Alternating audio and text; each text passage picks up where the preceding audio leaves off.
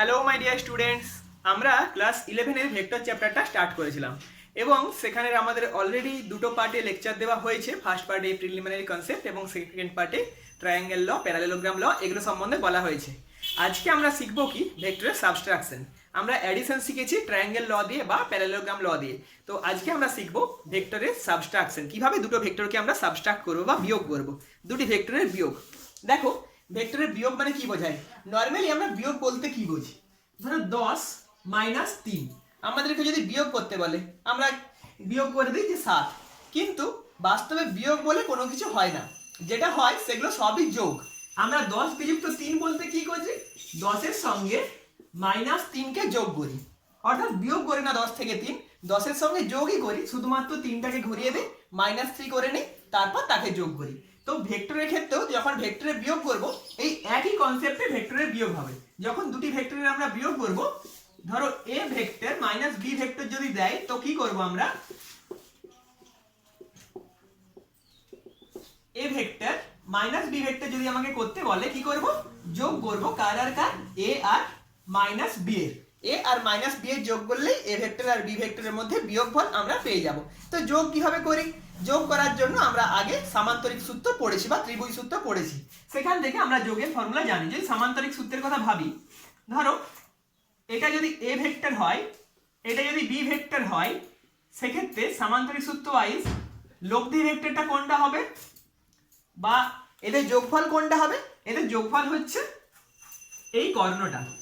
এই কর্ণটা হচ্ছে a vector আর b ভেক্টরের মধ্যে যোগফল, অর্থাৎ এইটা হচ্ছে c vector equals to a vector plus b vector. এখন যদি আমাকে বিয়োগ করতে বলে, বিয়োগ করতে গেলে কি করব? আমি এই b ভেক্টরটাকে উল্টাবো।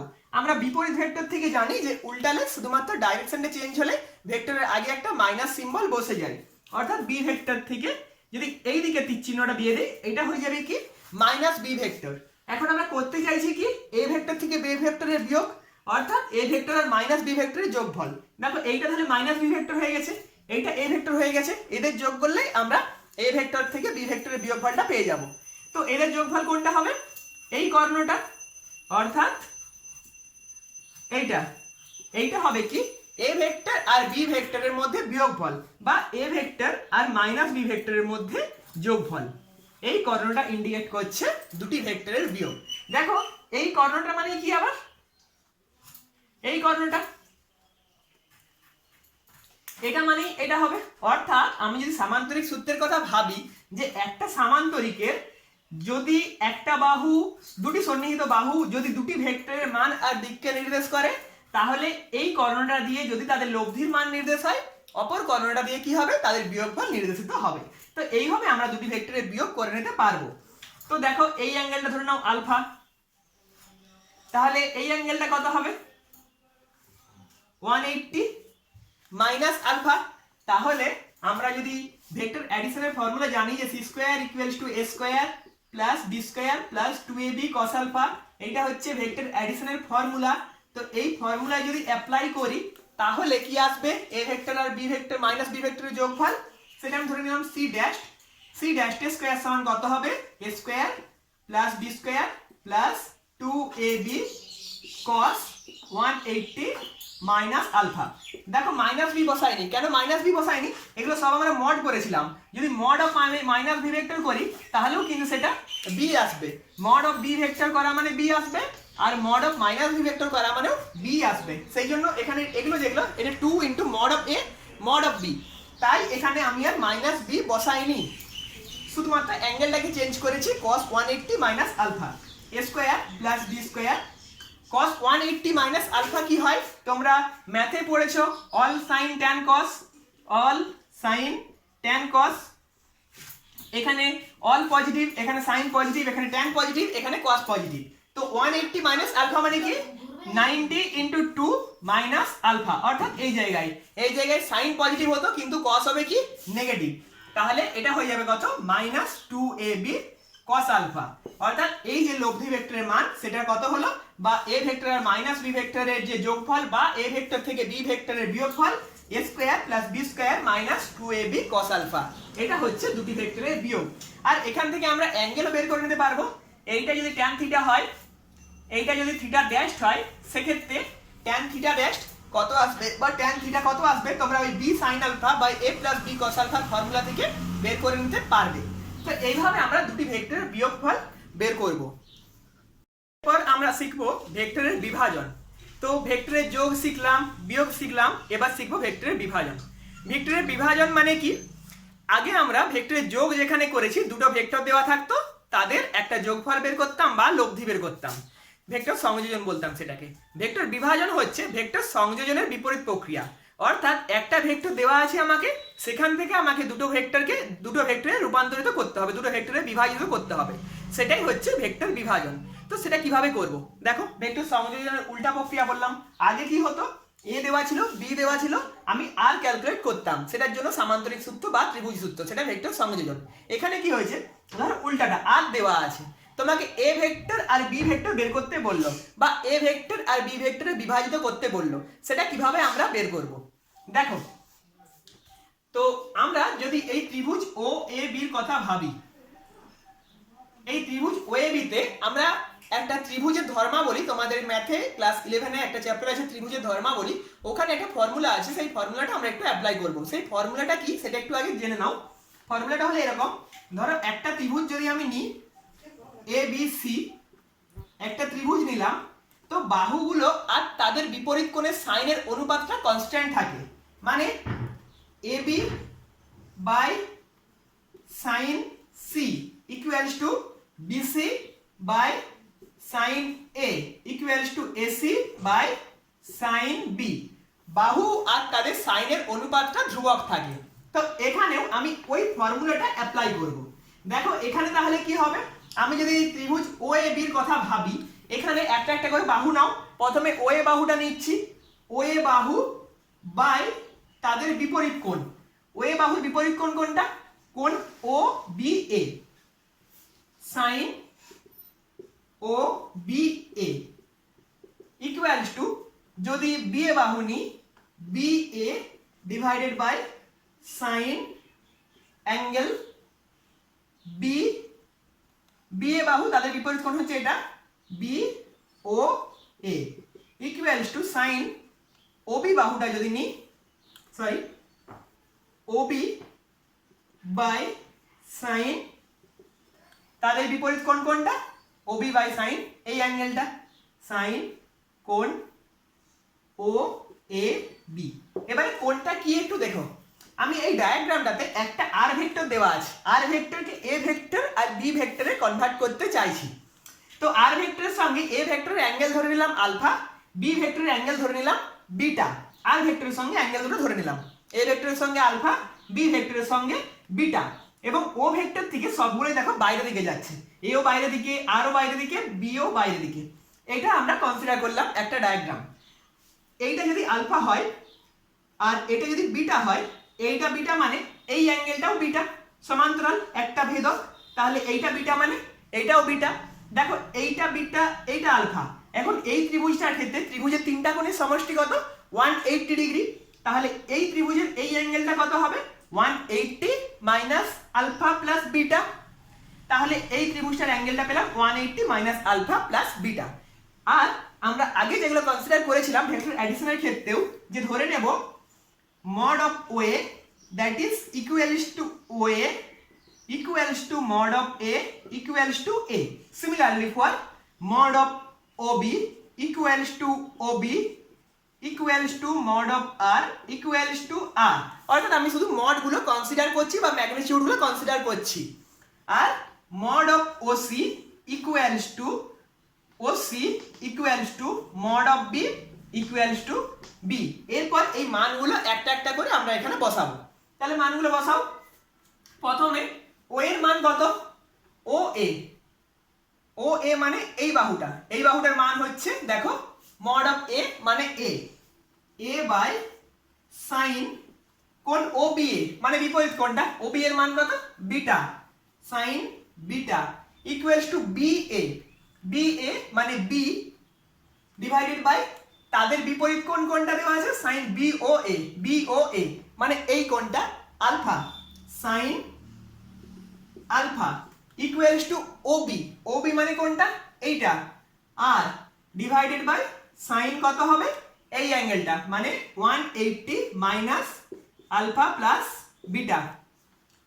ঠিক আছে, এরপর আমরা কি করব, a by sine beta no change, b by sine alpha no change, but এইখানটায় একটু চেঞ্জ করতে হবে।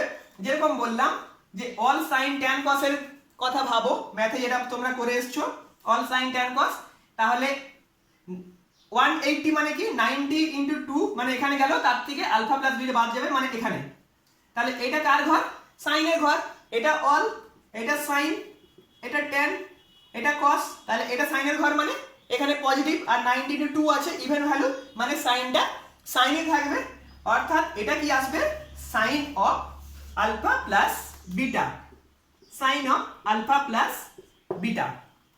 এরপর এইটার সঙ্গে এটা সমান সমান এটা, এখন আমরা যদি একটা একটা করে নিই যে এর সঙ্গে তাহলে এ সমান এবং এর সঙ্গে এও সমান, তাহলে কি আসবে a divided by sine beta, অতএব a divided by sine beta equals to r divided by sine alpha plus beta. So a equals to r sine beta divided by sine alpha plus beta. a equals to পেয়ে গেলাম। দেখো আমি যেটা চাইছিলাম সেটা পেলাম নাকি, আমাকে কি বলেছিল r দেওয়া আছে, আলফা আছে, বিটা আছে, সেখান থেকে a ক্যালকুলেট করতে হবে। দেখো a পেয়ে গেছি। আর কি চাই, b চাই। একইভাবে এখান থেকে b by sine alpha equals to r divided by sine of alpha plus beta. So b equals to কি আসছে r sine alpha divided by sine of alpha plus beta. বাস a আর b পেয়ে গেলাম। এটা হচ্ছে ভেক্টরের বিভাজন, যে একটা ভেক্টর দেওয়া থাকলো সেখান থেকে আমি দুটো ভেক্টরের মান ক্যালকুলেট করে নিতে পারলাম। a ভেক্টর আর b ভেক্টর আমরা ক্যালকুলেট করে নিলাম, r ভেক্টর দেওয়া আছে, তার সঙ্গে আলফা অ্যাঙ্গেল আর বিটা অ্যাঙ্গেল দেওয়া আছে, তো সেখান থেকে আমরা a ভেক্টর আর b ভেক্টর ক্যালকুলেট করে নিতে পারলাম। খুবই ইজি ব্যাপার, তোমরা ঠিকঠাক করে একটু ক্যালকুলেশনটা দেখে নেবে। নেক্সট পার্ট আমরা কি করব, এইটার একটা স্পেশাল কেস করব। তাহলে এই ইকুয়েশনগুলো রাখো, এই ইকুয়েশনগুলো এখানে রাখছি, বাকিটা মুছছি। এর একটু স্পেশাল পার্ট করব, যেটা ইম্পর্টেন্ট, যেটা কাজে লাগে সব সময়। এর একটা স্পেশাল কেস, সেটা স্পেশাল কেসটা কি না, যদি আলফা প্লাস বিটাটা 90 ডিগ্রি হয়ে যায়, আলফা প্লাস বিটা যদি 90 ডিগ্রি হয়ে যায়, তখন সেটা স্পেশাল কেস আসবে, যে if alpha plus beta equals to 90 degree. কিরকম ব্যাপারটা হবে, ডায়াগ্রামটাতে কি চেঞ্জ আসবে, আলফা প্লাস বিটা 90 ডিগ্রি মানে এটা সোজা হয়ে যাবে, অর্থাৎ ডায়াগ্রামটা এরকম হয়ে যাবে। এটা থাকলো আর, এটা এ, এটা বি, তাহলে আলফা প্লাস বিটা মানে এটা আলফা এটা বিটা, এদের যোগফলটা হচ্ছে 90 ডিগ্রি। তো আলফা প্লাস বিটা 90 ডিগ্রি মানে বিটা হচ্ছে 90 ডিগ্রি মাইনাস আলফা। এবারে আমরা যে a আর b এর মান বের করেছিলাম সেখানে বসাও একটা একটা করে মান, বসালে কি আসবে a equals to r sin beta, sin beta মানে কত, sin 90 degree minus alpha divided by, মানে আমি শুধুমাত্র আলফা টার্মে করে নিতে চাইছি, বিটাটাকে এলিমিনেট করতে চাইছি, ডিভাইডেড বাই sin 90। দেখো sin 90 মাইনাস আলফা সমান কি আসবে, সেই অল sin tan cos এ আনো, অল sin tan cos 90 মাইনাস আলফা মানে এতটা গেল, তার থেকে আবার বাদ গেল, অলে থাকলো মানে পজিটিভ থাকলো, কিন্তু 90 ইন্টু 1, 90 ইন্টু 1 মানে কি অড চলে এসছে, অড মানে কি সাইনটা কসে কনভার্ট হয়ে যাবে, অর্থাৎ এটা কত আসবে আর cos alpha divided by sin 90 মানে আসলো 1, আর b সমান কত আসবে আর sin আলফা, আলফায় রাখলাম divided by sin 90 equals to কত এলো আর sin আলফা। এই যে ব্যাপারটা, এই ব্যাপারটা খুব important, a equals to r cos alpha, b equals to r sin alpha, এবং এটার নাম হচ্ছে লম্ব উপাংশে ভেক্টরের বিভাজন। এটাকে বলা হয় লম্ব উপাংশে ভেক্টরের বিভাজন, লম্ব উপাংশে ভেক্টরের বিভাজন। অর্থাৎ তোমাকে একটা ভেক্টর দেওয়া থাকলো, সেখান থেকে দুটো উপাংশে এমন ভাবে ভাঙলে যে তারা পরস্পরের উপর লম্ব, এই জায়গাটা খুব ইম্পর্টেন্ট। তো ভাঙাটা তাহলে কিরকম হলো, দেখো এইটা এলো আর, তাহলে আমি বিটার কথাটা যদি ছেড়ে দিই, যেহেতু বিটাকে আমি আলফার টার্মে কনভার্ট করে নিয়েছি, a ইকুয়ালস টু কত পেলাম আর cos alpha, b equals to কত পেলাম আর sin আলফা। অর্থাৎ যেই অ্যাঙ্গেলটা টাচ করে থাকবে বা যেই অ্যাঙ্গেলটা আনত সেই অ্যাঙ্গেলটা হবে cos, তার সঙ্গে থাকবে পারপেন্ডিকুলারলি sin। তোমাকে যদি এইভাবে ভাঙতে বলে একটা ডায়াগ্রাম যদি দিয়ে দিল, ধরো এরকম ভাবে একটা ডায়াগ্রাম দিয়ে দিল, এটা আলফা এটা আর, তোমাকে বললো লম্ব উপাংশে ভাঙো, কি আসবে? এটা আসবে আর cos আলফা, এটা আনত উপাংশ এর সঙ্গে 90 ডিগ্রি, অর্থাৎ এই আর cos আলফার সঙ্গে 90 ডিগ্রি, মানে এইভাবে যে 90 ডিগ্রিটা সেটা কিন্তু আর এর উপরে নয়, আর cos আলফার উপরে 90 ডিগ্রি, এটা হচ্ছে আর sin আলফা। এটা হলো লম্ব উপাংশে ভেক্টরের বিভাজন। এরপর আমরা ভেক্টর বিভাজনের একটা বাস্তব দৃষ্টান্ত দেখবার চেষ্টা করব, যে কখনো দেখেছো তোমরা রোলারকে, সেটাকে টানা সহজ হয় না ঠেলা সহজ হয়? যে কোনো বস্তুকে টানা সহজ না ঠেলা সহজ, সেটাকে আমরা ভেক্টর বিভাজন দিয়ে এক্সপ্লেন করার চেষ্টা করব। দেখো, ধর একটা রোলারের কথাই ভাবো, যে কোনো বস্তুর ওজন সর্বদা নিচের দিকে কাজ করে, অর্থাৎ একদম পৃথিবীর কেন্দ্র বরাবর। পৃথিবীতে যে কোনো মানুষ থাকুক বা যাই বস্তু থাকুক, এখানে যদি কোনো মানুষ থাকে তো তার যে ওজন সেটা কোন বরাবর কাজ করবে? তার কেন্দ্র বরাবর। এখানে যে মানুষ, এই মানুষ বা এই মানুষটার কথা ভাবো, এই মানুষটাও কি হবে? তার ওজনটা হবে কেন্দ্র বরাবর। এই মানুষটার ওজনও কেন্দ্র বরাবর, অর্থাৎ এই বরাবর। এরকম নয় যে এই ঝুলে আছে, এই কিন্তু কেন্দ্র বরাবর টান, কেন্দ্র বরাবর একটা বল দ্বারা টানা অবস্থায় আছে, সেই বলটার নাম হচ্ছে অভিকর্ষ বল। তাহলে যে কোনো কিছুর ওজন সর্বদা নিচের দিকে কাজ করে বা পৃথিবীর কেন্দ্র বরাবর কাজ করে। ধরো এর যদি ভর m হয়, তাহলে এর ওজন mg এই বরাবর কাজ করছে। আমি এখন দুটো কেস কনসিডার করবো, তো ধরো এটা টানার কেস কনসিডার করছি বা এটা ঠেলার কেস কনসিডার করছি, এইদিকে আমি টানার কেস কনসিডার করব। তাই দুটো মানে একটা বস্তুকে দুবার এঁকে নিলাম, একই ঘরের বস্তু বা একটাই বস্তু। এটাও m, তাহলে এটা হচ্ছে mg। এখানে আমি সাপোজ টানার কেস কনসিডার করছি। তো এখানে আমি ঠেলছি, ঠেলার সময় একটা বল আমি প্রয়োগ করছি, অনুভূমিকের সঙ্গে আলফা অ্যাঙ্গেল একটা বল প্রয়োগ করছি। তাহলে ডাইরেকশন এই বরাবর f, আলফা অ্যাঙ্গেলে একটা বল যখনই আমি প্রয়োগ করলাম তখনই এর দুটো কম্পোনেন্ট চলে আসবে, একটা হচ্ছে cos আলফা, একটা হচ্ছে sin আলফা। তাহলে cos আলফা sin আলফা কোনগুলো হবে? যেই অ্যাঙ্গেলটা টাচ করে আছে সেটা হবে f cos আলফা, এবং তার সঙ্গে লম্ব, অর্থাৎ এই f cos আলফার সঙ্গে লম্বটা হচ্ছে f sin আলফা। এখন এই যে cos আলফা sin আলফার ডাইরেকশনগুলো দেবো, ডাইরেকশনগুলো খুব ইম্পর্টেন্ট ব্যাপার। দেখো এখানে এই পয়েন্টের দিকে সব ডাইরেকশন, f যে ভেক্টরটা সেইটা কি হয়েছে এই পয়েন্টের দিকে কাজ করছে, অর্থাৎ সব যে উপাংশগুলো সবাই কিন্তু এই ভিতরের দিকে ঢুকবার চেষ্টা করবে, মানে সবগুলোই ও বরাবর কাজ করবে, কারণ f ভেক্টরটা ভিতরের দিকে ঢোকার চেষ্টা করছে, তাহলে তার যে উপাংশগুলো তারাও ভিতরের দিকে ঢুকানোর চেষ্টা করবে। তাহলে এইটা হচ্ছে ঠেলার কেস। এরপর যদি টানার কেস করি, ধরো টানছি এই বরাবর, f বল প্রয়োগ করেছি আলফা অ্যাঙ্গেলে, তাহলে কি হবে? এই বরাবর f cos আলফা, এর সঙ্গে লম্ব ভাবে f sin আলফা। এইখানে ডাইরেকশন কোন দিকে হবে?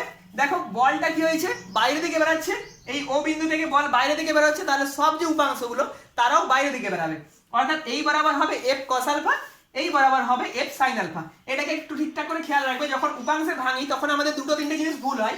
এক, যে এই বরাবর যদি f দেয় আমরা আলফা এইটা বলে দিতে পারি f cos আলফা, এরপরে f sin আলফাটা সবাই খুঁজে পায় না, কেউ করে কি যে f এর উপরে লম্ব, কেউ এদিকে করে, কিন্তু এই f cos আলফার উপরে লম্ব sin আলফা, এবং f টা মধ্যখানে থাকবে, একদিকে cos একদিকে sin, একদিকে cos একদিকে sin, f টা মধ্যখানে থাকবে। আরেকটা ব্যাপার হয় কি, ধরো এই ডিরেকশনটা বাইরের দিকে, তো cos এর ডিরেকশনও থাকবে বাইরের দিকে, এই বরাবর f cos আলফা, এবং sin এর ডিরেকশনও থাকবে বাইরের দিকে, এই বরাবর f sin আলফা। তাহলে এই তিনটা জিনিস মনে রাখতে হবে, যে মধ্যখানে থাকলো, যেমন মানুষের দুদিকে দুটো হাত, ঠিক সেরকমই একটা ভেক্টরের দুদিকে দুটো উপাংশ, একটা এইদিকে একটা এইদিকে, এবং একটা cos একটা sin। যদি বাইরের দিকে যেতে চাই সবগুলোই বাইরের দিকে, যদি ভিতরের দিকে আসতে চাই, অর্থাৎ যদি আমি এই অ্যারোটাকে এইদিকে করি, তাহলে এই উপাংশগুলোর অ্যারোগুলো ভিতরের দিকেই হবে। এরপর বস্তুদের কথা ভাবো, দেখো ওয়েট অলরেডি ছিল mg, mg ওয়েট হচ্ছে একটা বল, সেটা নিচের দিকে কাজ করছে ভেক্টর রাশি, তার সঙ্গে দেখো f sin আলফা যোগ হয়ে যাবে, কারণ কি একই ডাইরেকশনে f sin আলফা এই বরাবরই কাজ করেছে। তাহলে এই বরাবর নেট যে এফেক্টিভ ওয়েটটা বা এফেক্টিভ ফোর্সটা কত হয়ে গেল? mg plus f sin alpha. কিন্তু তুমি যদি এইটার কথা ভাবো, এখানে দেখো mg নিচের দিকে কাজ করছে, f sin আলফা উপর দিকে কাজ করছে। এখন তোমার নিজের সেন্সে বলে যে f sin আলফা বড় না mg বড়। দেখো যদি f sin আলফা বড় হতো তাহলে কি হতো, বস্তুটা উপরের দিকে উড়ে যেত, সেটা তো হয় না, বস্তু নিচের দিকেই থাকছে। সেই জন্য কি নিশ্চয়ই mg বড় বা ওয়েট বড়, কিন্তু তার থেকে f sin আলফা উপরের দিকে যাচ্ছে, অর্থাৎ কিছুটা বলকে কমিয়ে দিচ্ছে বা কিছুটা ওয়েটকে কমিয়ে দিচ্ছে। অর্থাৎ এখানে যে এফেক্টিভ ওয়েট সেটা কত হবে, mg minus f sin alpha. এবার ভাবো কোনটা বেশি, এখানে এফেক্টিভ ওয়েট প্লাস হয়েছে বা বেড়েছে, এখানে এফেক্টিভ ওয়েট মাইনাস হয়েছে বা কমেছে। তাই কোনো বস্তুকে সর্বদা টানা সহজ, এখানে যে ওজনটা সেটা আপেক্ষিকভাবে কমে যাচ্ছে আর এখানে ওজনটা আপেক্ষিকভাবে বেড়ে যাচ্ছে। এই জন্য কোনো বস্তুকে ঠেলার চেয়ে টানা সহজ, ঠেলা জটিল। এই জন্য যখন রোলারকে দেখবে রাস্তায় যখন রোলার যায় সেগুলোকে টেনে নিয়ে যাওয়া হয়, কখনোই ঠেলে নিয়ে যাওয়ার চেষ্টা করা হয় না, সেগুলোকে টানা হয়। কোনো বস্তুকে টানা সর্বদা সহজ হয়। তো এরপর আমরা ভেক্টরের যোগ বিয়োগ গুণ ভাগ সবকিছু শিখে গেলাম, সরি গুণ শিখিনি, নেক্সট ভিডিওতে আমরা গুণ শিখবো। আর তার আগে পজিশন ভেক্টর এগুলো কি জানবো পরের ভিডিওতে। তাহলে যারা আজকে চ্যানেলে নিউ এসছো তারা চ্যানেলটি সাবস্ক্রাইব করে রাখো এবং যাদের ভিডিও ভালো লাগছে তারা লাইক করো, বন্ধুদের সঙ্গে শেয়ার করো। Thank you.